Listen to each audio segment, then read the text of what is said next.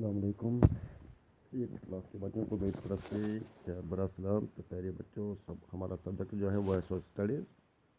تو social studies میں جو آج لیسن ہے وہ ہے نیشنل موومنٹ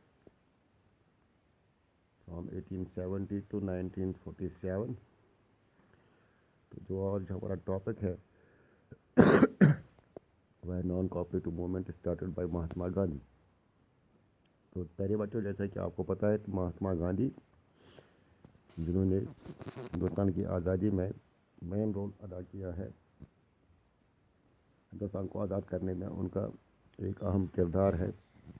تو اس سلسلے میں انہوں نے ایک موومنٹ چلائی جس کو ہم نان کوآپریشن موومنٹ کہتے ہیں. تو یہ موومنٹ, یہ آواز, یہ جو یہ تحریک تھی, یہ 1920 عیسوی میں انہوں نے شروع کی. تو اس کے مقاصد کیا تھے, اس کا ایم کیا تھا, میں آج آپ کو یہ بتاؤں گا. تو سب سے پہلے میں آپ کو اس کے آبجیکٹیوز بتاؤں گا کہ main objectives of the non cooperation movement which was started in 1920 AD. تو اس کے خاص جو آبجیکٹیوز ہے, ٹو کرٹیسائز دا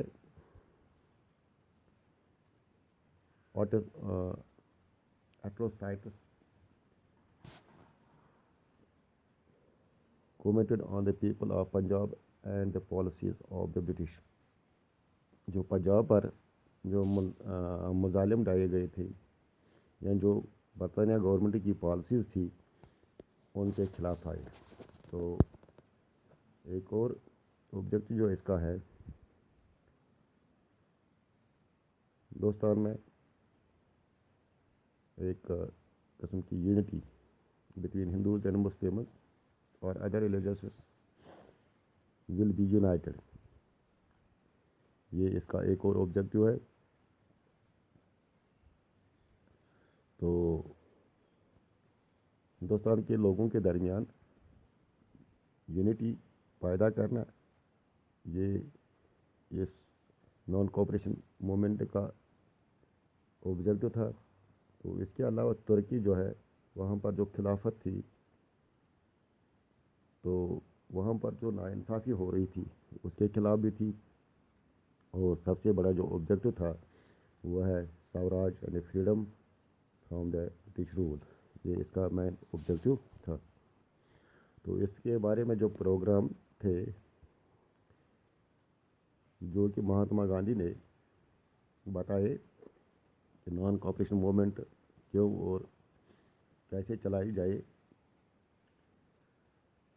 تو برطانیہ کی گورنمنٹ جو تھی اس میں جو بھی ہندوستانی ملازم تھے ان سے کہا گیا کہ گورنمنٹ جابس کو گیو اپ کریں. تو یہاں پر کچھ ایسے افراد بھی تھے جن کو وقتاً فوقتاً برطانیہ گورنمنٹ نے ٹائٹلز, انعامات سے نوازا تھا. ان ٹائٹلز اور آفیشلی ٹائٹلز کو واپس کر دیا جائے. تو ایک اور بات تھی, برطانیہ گورنمنٹ وقتاً فوقتاً یہاں پر جو میٹیکس فیسٹیولز منعقد کرتی تھی اس میں پارٹیسپیشن نہ کی جائے.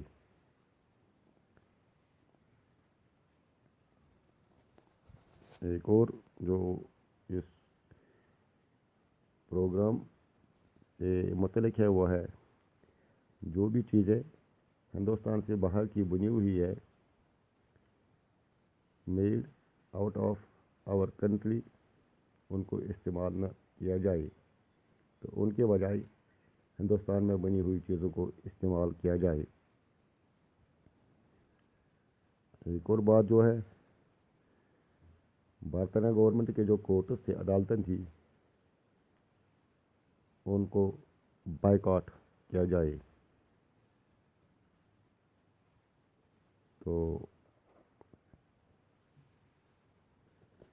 ہندوستان میں کھادی کے جو کپڑے بنتے تھے جن کو ہم چرخے پر بنایا جاتا تھا, یہاں پر ان کو استعمال کیا جائے.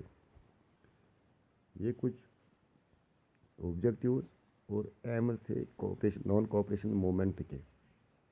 Naan cooperation movement was started by Mohandas Karamchand Gandhi in 1920 AD.